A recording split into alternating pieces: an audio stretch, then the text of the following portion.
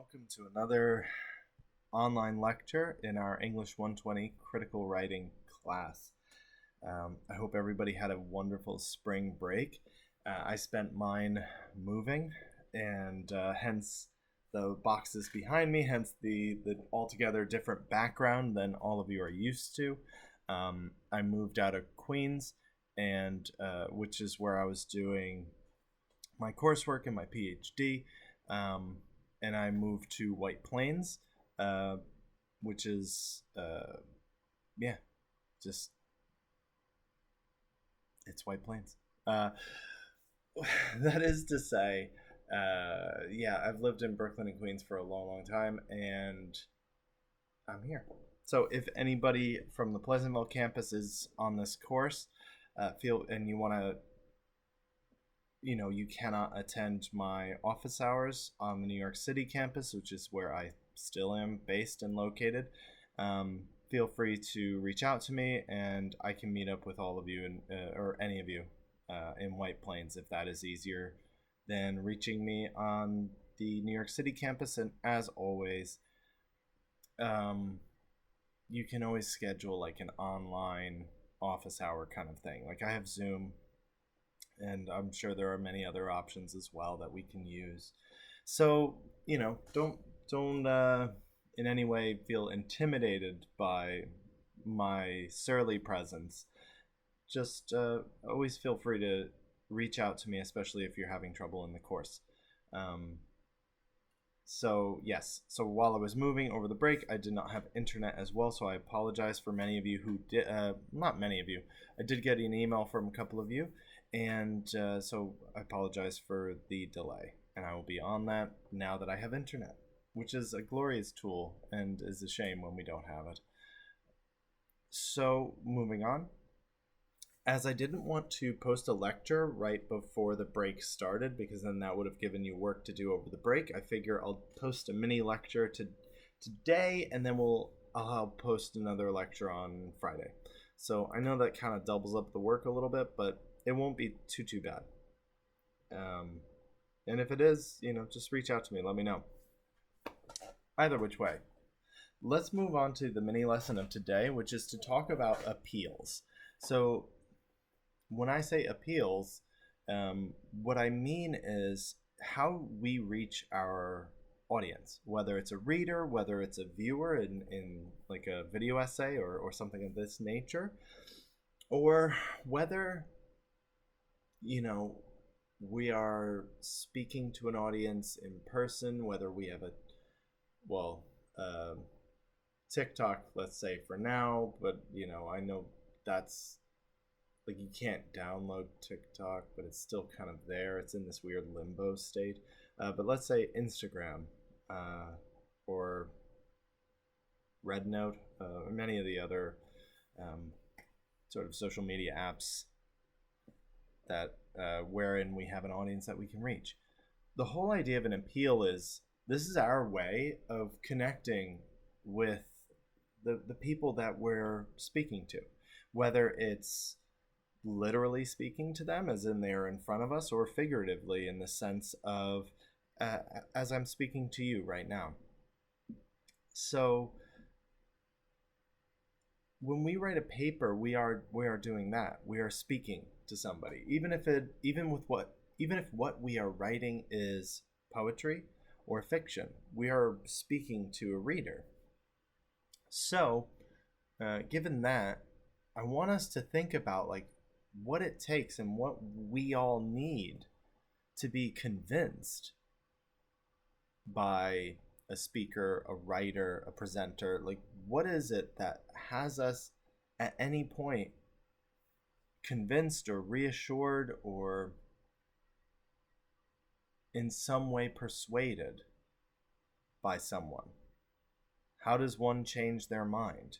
Now, there are many a psychological explanation for that, but I'm speaking more in terms of rhetorical, right? How do you in your day-to-day life change your mind, right? It's something that we don't often do, I don't think. Fashion is probably one of the ways in which we change our minds most often.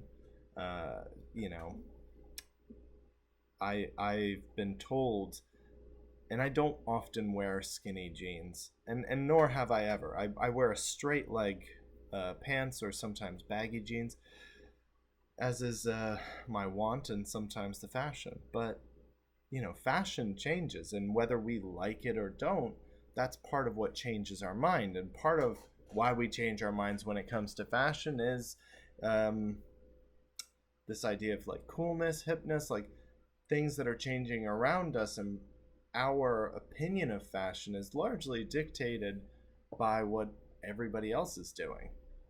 And I know, this is New York, and you go on the subway and half the people are dressed like, it's fashion week, and yeah, that's all well and good, but at the same point, what is it that changes our mind with fashion? Right? What makes us say something's cool or not cool? A lot of times it's who's wearing it, right?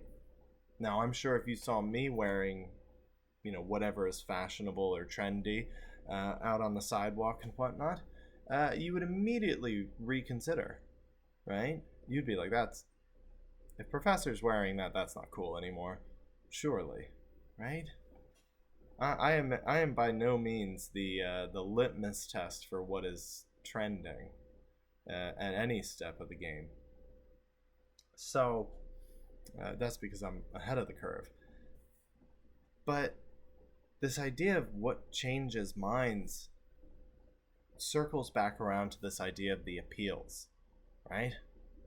Now, there are three main appeals. You'll hear some people will list more appeals than the three main ones, but I just want to focus on the three main ones today, because for many of us this might be new. And from there, if you want to expand your education, you are more than welcome to continue educating yourself beyond this course. I encourage that. So what I want us to consider is the different ways that we thought with how to change our minds. Now, this could be politically, right? Personally, I grew up in a very conservative family. Me and one of your classmates have had discussions about being raised Catholic, because I was raised Irish Catholic. I grew up in a very conservative family. And, I am currently, like, if I had to assign a name to my beliefs, is I'm often labeled a leftist. So, which for me is fun because I'm actually a left-handed person, so I'm a lefty, and that's delightful for me. But that is to say, at some point, when you're raised in a certain system of values, and you make such a grand turn, like grand turn makes it sound so self-important, but I apologize for that. But if you make such a turn on things like morals and politics and whatnot, then surely there must have been a statistic, or there must have been a person who really reached out to me, or there must have been some kind of heartstring that was pulled. And in truth, I'm sure it was a combination of all those things. I personally, I don't know if there was any one thing. And that's what I think we should all acknowledge within our own writing. I mean, not literally acknowledge it, because that would be cringy and painful if you were like, I know I can't change your mind in your essay. No, what I'm saying is that in order to change our minds, it is very similar to changing the course of a river, right? It's not one thing that does it. Like, for example, Long Island is naturally eroding, right? All of the sands of the South Shores are being pulled out into the ocean, and on the North Shore, rocks are being deposited, right? And that's the big difference between the beaches in Long Island. You go to the North Shore, they're very rocky. You go to the South Shore, they're very sandy. Now, if we let that happen, Long Island would slowly but surely move and be connected with the rest of New York. Long Island would kiss Rye in Westchester, right?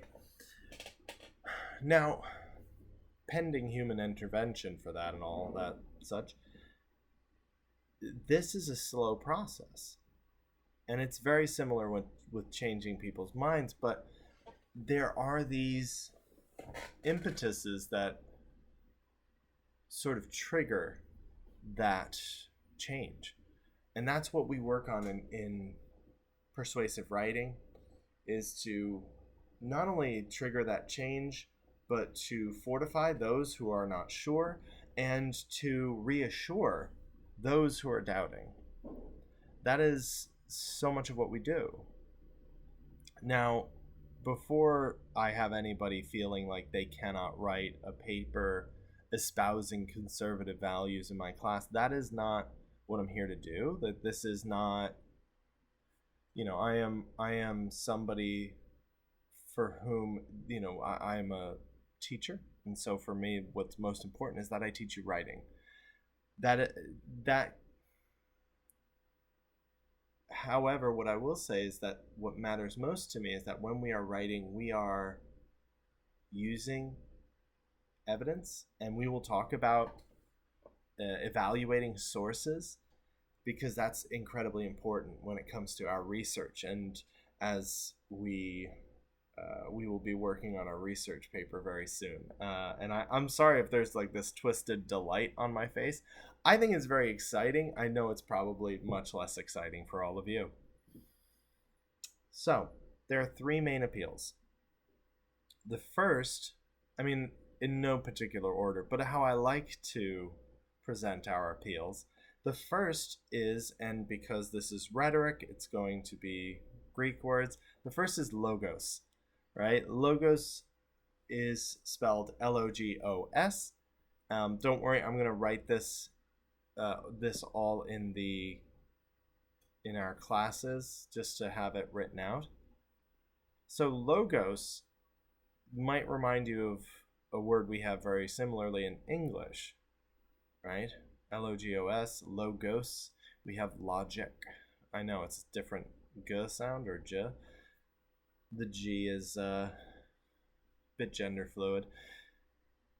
But yes, so we have logos. And the reason why I say logic is because, that's kind of our little memory word to help us remember this.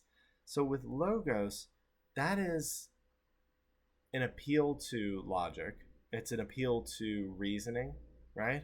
So logos can be something that is, say, sort of a logical steps and conclusions, like, therefore statements. Logos can also be forms of statistics, right? That's another way in which we can appeal to logic and reasoning, this idea of being practical, right?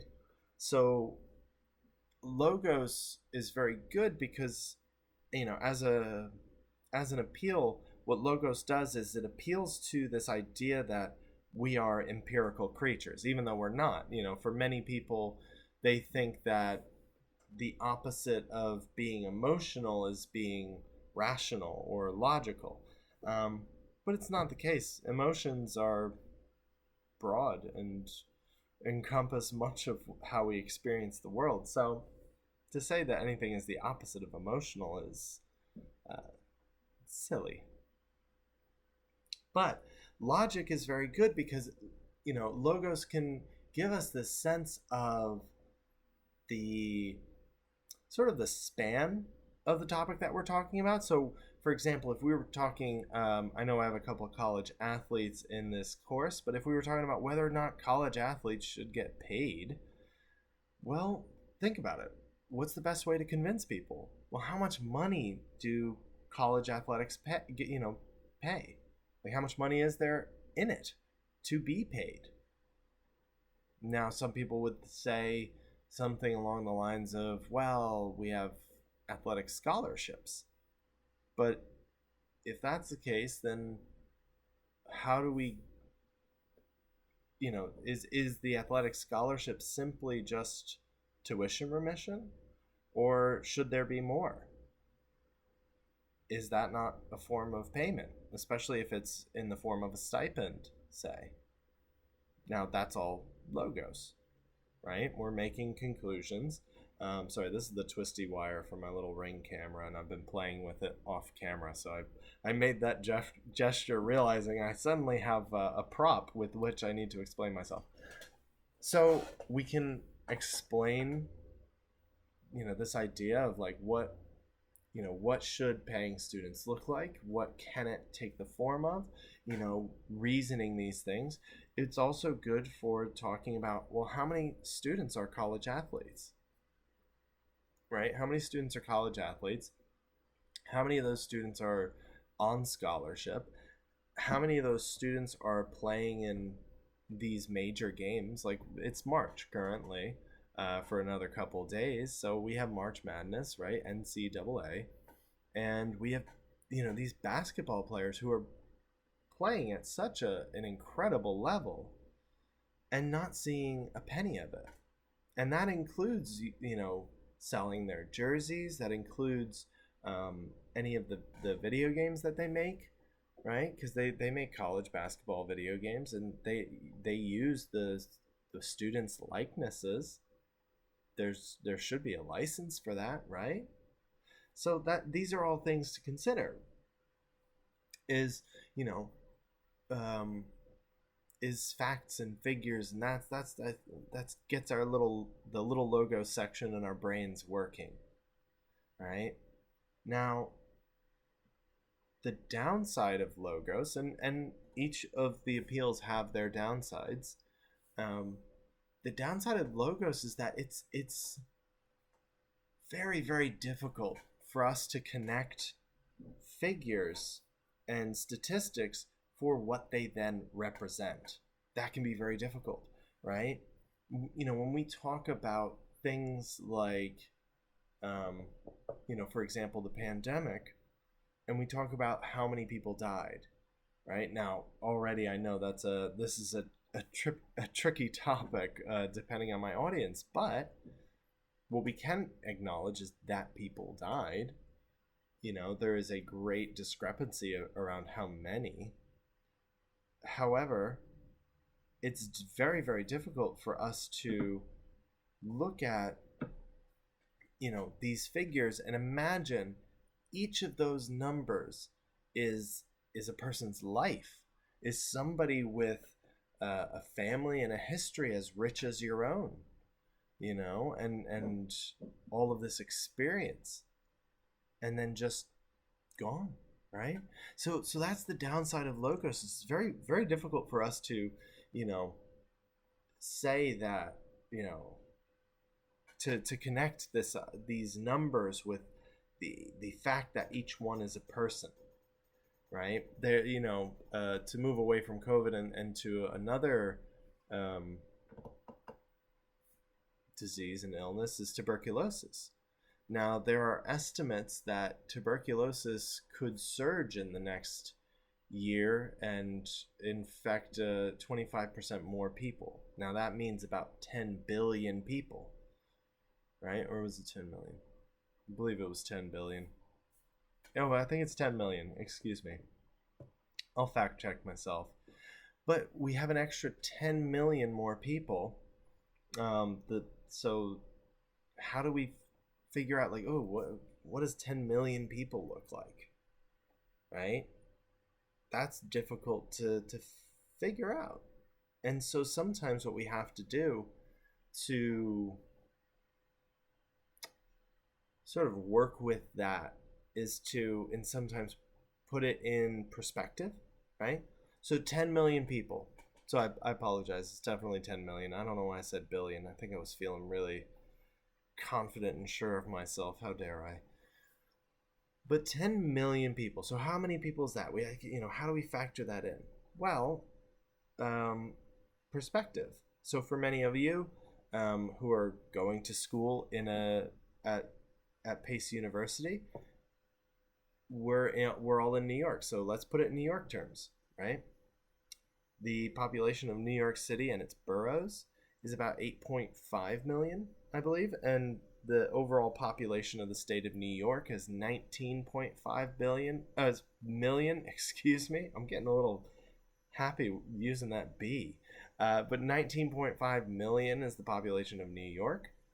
So if you imagine over, greater than the population of New York City and its boroughs suddenly all getting tuberculosis, then that's the level of global impact we're talking about. So that suddenly starts to get us all to connect these numbers to, start to get a perspective. But I mean, can you imagine 10 million people? I don't even know if I've met 10 million people. I definitely don't have 10 million friends. I think I've petered out around like 7 to 10. Oh God, I have to remember over what, like 80 names of students each semester, and I still haven't even gotten into the millions with how many students I've taught. So yeah, so sometimes we with logos we have something and it's very difficult to connect, and that's why we try to give perspective. But even with perspective, that can be difficult because we can understand it logically, but then how do we connect that to this idea of the person, of the human? And I'm actually setting myself up for this quite well. I'm really chuffed. That there comes our next appeal with it, which is pathos, which some of you might start to recognize sort of a root word with like pathology, or that pathos is like in there, right? So pathos, trying to remember how I like to have people remember how pathos is, but I apologize, it's slipping me at the moment, slipping by me. So pathos is our emotional appeal, right? It's the appeal to our hearts. It is the appeal to our, I guess, more sensitive sides. And you'll see this if ever you encounter sort of a news item or an article. A lot of times they will use pathos to try to get us to understand that scale, right? And so many times, so they might say like, oh, 10 million people are affected by this. And then what they'll do is they'll turn and they'll say like, oh, here is Carlos, and Carlos is affected by this in this way, and they give us like really specific circumstances that affect Carlos. Now, that's pathos because we can't imagine 10 million people. They give us 1, 2, or 3 that are very specific and in depth and get us to understand, in some way, what this person is going through.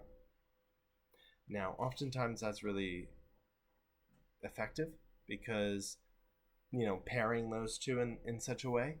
But by itself, pathos could fall flat, right?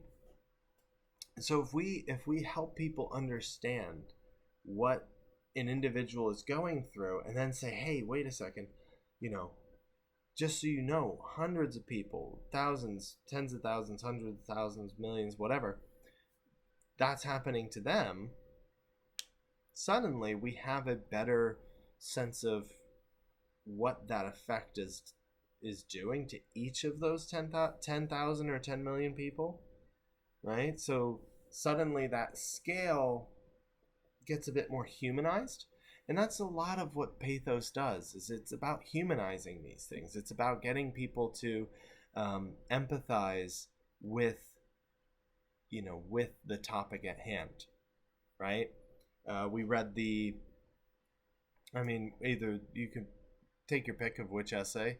We read the George Orwell essay, Lion and Unicorn, and, he immediately starts it with you know, the personal, right? Somewhere above me, a highly civilized human being is trying to kill me, right? So he makes singular himself as well as the person who's trying to bomb him. And that makes it a very personal thing. And he was even saying, like, oh, I know this person in their daily life is probably a sane and rational and reasonable person who would never dream of killing somebody. And yet, here we are in a circumstance wherein he is trying to kill me, all for the sake of country. We also read the essay, the introduction. Well, it was the first essay of Gloria Anzaldua's collection, right? La Fronteras, Borderlands. Now, in hers, she also, there's this scale, right? She talks about all of the people that were displaced, all of the people that are affected by the southern border and this, this movement of war and invasion, and suddenly Mexico is America, right? And the people that displaced, and this idea that what was once your home is now a foreign country, just shifting under your feet overnight, right? That's a difficult thing to try to get people to connect with. And that's why, she tries to get us to think about the individual who just woke up and suddenly it was America, or the United States, excuse me. But she also personalizes it, right? That's the importance of the I. A lot of times is by saying I, we're beginning this idea of pathos. We're beginning with this idea of like connection, right? Think about how you connect with other people. It's through shared experiences, it's through shared emotions, right? Think about the first thing you do when someone tells you something awful, and a lot of times the first thing you think about is like, yeah, wow, that's terrible. I'm so sorry you're going through that. Or, oh, I went through something similar. These are all ways in which we try to connect and empathize with people, and that's what pathos does. And it works well when we pair it with these other things, right? The other things being logos, and as I mentioned with the I, the ethos, right? So we use the first person I, right? We use our experience as a way to kind of fuel our essay, right? Now, for many of you, when I mentioned this whole idea of like, oh, should student athletes get paid? Now, if student athletes wrote about that, suddenly you have ethos, right? Now, what's ethos? Now, based on the context I gave you, hopefully you're starting to puzzle it out. But what does ethos sound like to us? Ethos being ethos, ethos. So very similar to ethics, right? We're making connections. So what ethos really speaks to is authority, right? Is the appeal to authority. When I asked you, what changes our minds? Is it the statistics? Is it the heart-wrenching stories of the individual? Or is it the person who's telling you? Now, when I talked about fashion, and I was saying, like, some of us think what's cool is based on who's wearing it, right? That's what ethos is. Who is the authority on these things? For many people, the authority of fashion beyond designers and models and such is celebrity.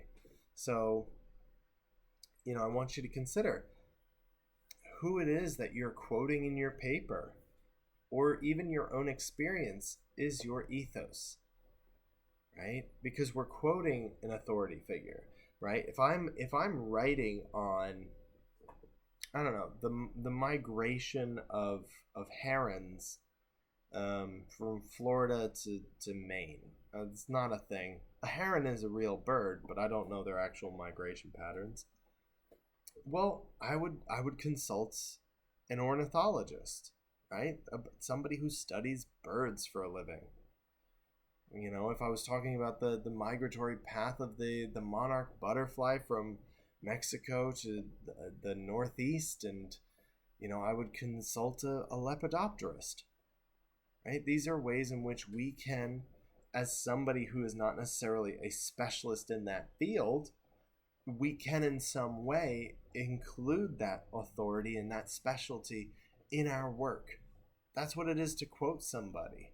That's what it is to, to say, like, so and so said this, and this is really something we should think about. And that's why it's really important that we introduce the people that we're quoting, right? Because if I was simply to say, Carla, who I met on the bus, thinks that you would suddenly be very skeptical and be like, what are her credentials, right?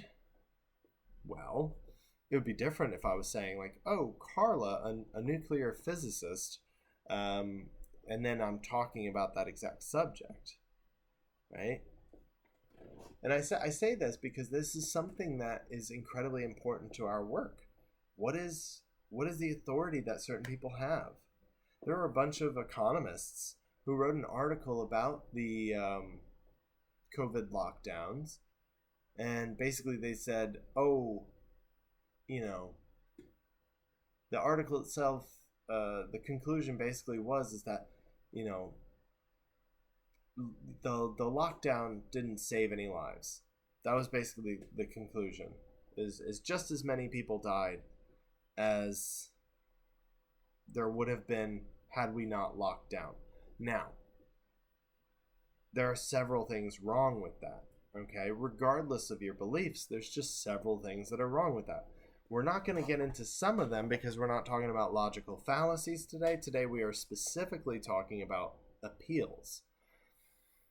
Now, if I told you that there was an article about public health written by economists who are people whose studies and focus is primarily on the economy, surely you'd be a little skeptical, right? And I think rightly so. Because suddenly it's like, well, what the fuck do these guys know about public health or health in general? Or, are they medical doctors? No, they are not. Are they biologists or, infectious disease specialists or, any number of things? And it's no, they are not. They know money. They know economy, right? Now, this is not me taking a swing at economists. I will do that at many other occasions, but that's not what's happening here. The important thing that I want us to all know is exactly this, is that, well, they're commenting on this. They wrote an article about this, and keep in mind, they did not, they're not referring to infectious disease specialists or anything like that. There are so many microbiologists and infectious disease specialists who told us the exact opposite of their information. No, what they were, they were largely going about this without ethos, right? If you ever have that moment where it's, somebody's talking and, well, no, that's probably not an appropriate example. I apologize. But it really is, though. Like, so in New York, sometimes if people butt into a situation that has nothing to do with them, someone will turn and be like, well, who the fuck are you? And that's something for us to consider when we're quoting folks or even when we're writing our own essays. Well, who the fuck are we? right? Well, it's a great question. You know, what is our authority? And that's what ethos talks about, is authority. Well, who are economists to write about a pandemic? It's not applicable, right? You know, I myself, I'm a poet and a writer. Who am I in any of this? And a lot of my writings, I will try and talk about my own personal connection to the subject. Um, I will talk about why we should care. I will talk about the specialists and what they say. All of those are forms of ethos. You know, if someone is giving a public speech and they make a joke, well, that's almost a form of ethos. Some would say it is exactly a form of ethos, so it just depends on who you ask. But if you make a joke in a public speech, that's a form of ethos, because suddenly you seem like a real authority about giving a public speech. You seem comfortable, right? I'm sure Lord only knows how I look on these videos. However, I made sure to mention that I had just moved, because otherwise it looks like I don't know, maybe a doomsday prepper with all the boxes behind me. I don't know. So I'm trying not to have my own form of authority erode in front of me. So, that being said, ethos is really important because, not not just anyone gets to weigh in on certain topics, right? And the difficulty is that social media has really skewed our minds and our mindsets and the way that we see things in terms of who gets to comment, because social media basically tells us, well, we all get to comment. And yes, we all are allowed to have our comments, but who we are changes the value of our comment, right? So there are all sorts of ways in which we can try and appeal to our audience, right? If you ever notice in certain videos that you might watch, someone will give their ethos at the beginning, right? They'll say, "Oh, I'm a doc." If you're on one of the social medias, I don't know which one will be around, just even by the time this video is posted.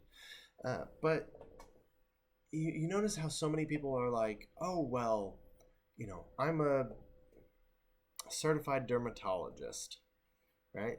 And if they're talking about allergies and they're an allergist, then that suddenly makes sense. If they're talking about, taking care of your skin and the importance of moisturizer, but not only moisturizer, but sun protection, and they're a dermatologist, great. We love that. But there are ways in which we can kind of spot sort of a fraud, and that's how we kind of get around other people's ethos.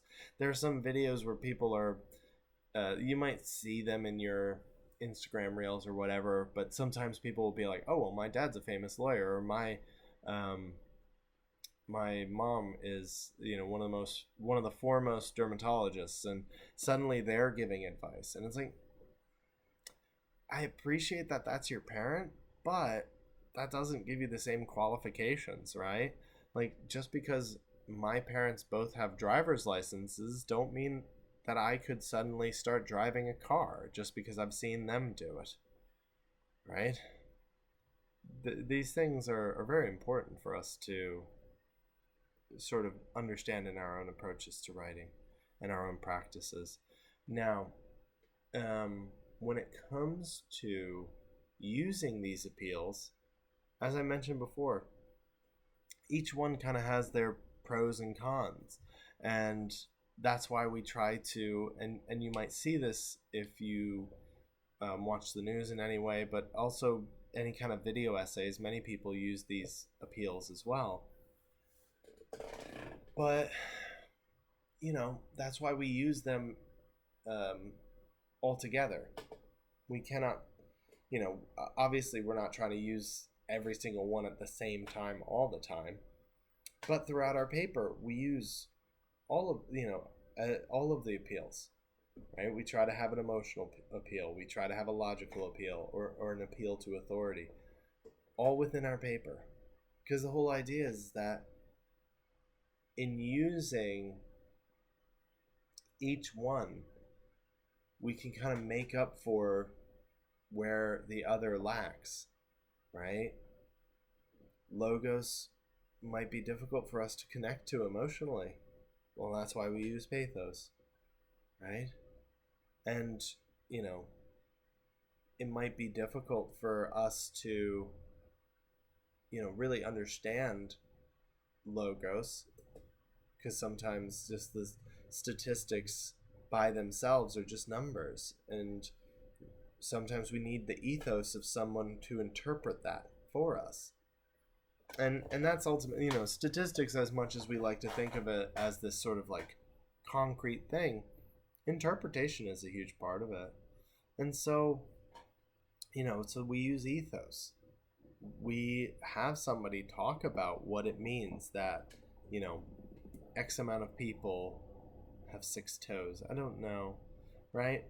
And I mean, one fact that I particularly enjoy. It's probably difficult to tell, but I am something of a redhead. This isn't the best lighting for me, but that's all right. So I'm a redhead, and a fact I love is that in terms of global population, there are as many intersex people as there are redheads in the world. So what does that mean? Well, that means, how should I interpret these figures? Well, what that means is that if you know a redhead, you likely know an intersex person. And so that helps put things into perspective, right? So now we're suddenly giving you interpretation. We're giving you how to think about these numbers, how to connect them. So, and, some ethos here as a redhead, but especially pathos, because you all at least know one redhead now. So this is how we kind of mix and match and combine all of these different ways of appealing to our readers and our audience in order for us to connect with the material that's being presented, right? So these are just some things that I want us to consider moving forward. Now, I will have homework related to the appeals, don't worry. But today we'll just leave it at a lecture, which for a mini lecture, it's rather large, so I apologize.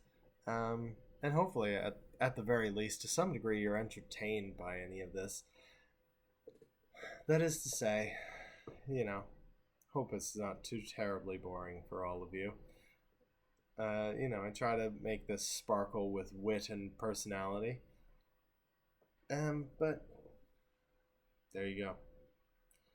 So those are your appeals, and we use those appeals to connect to our audience and to persuade them, right? These are really ultimately various ways of thinking and various ways of various ways of connecting. All right. So next time you encounter a video and that's aiming to be persuasive, I want all of you, sorry, there's a car horn in the background. I want all of you to start to be aware. What is it that's so convincing to you in a piece of persuasion, right? Don't worry, there's also going to be a discussion board for that. But I want you all to be thinking about it leading up to that discussion board, okay? Have a wonderful week. I will see you again on Friday.